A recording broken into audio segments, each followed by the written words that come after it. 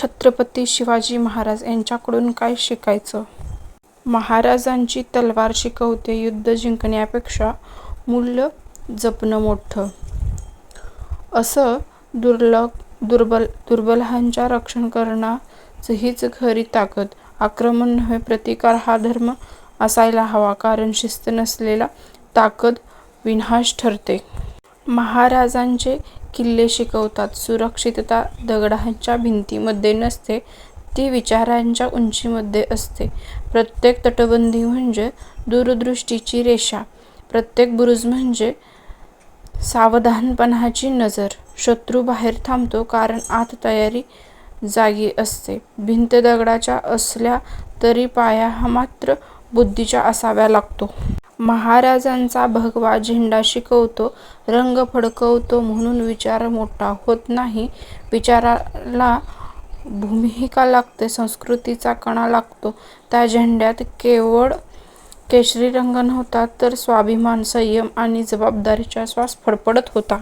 छत्रपती शिवाजी महाराज शिकवतात मावळे रक्ताच्या नात्याने नव्हे, तर विश्वासाच्या बंधाने तयार होतात. निष्ठा वंशातून येत नाही, ती दिलेल्या शब्दातून जन्मते. विश्वास दिला की माणूस फक्त सैनिक राहत नाही, तो देहाचा भाग बनतो. जिथे सन्मान असतो तिथे साथ अखेरपर्यंत टिकते. स्वराज्य मातीने नव्हे, तर अशा विश्वासाने उभं राहतं. छत्रपती शिवाजी महाराज शिकवतात स्वराज्य म्हणजे दुसऱ्यांच्या सावलीत उभं राहणं नाही, तर स्वतःचा सूर्य पेटवणं आहे.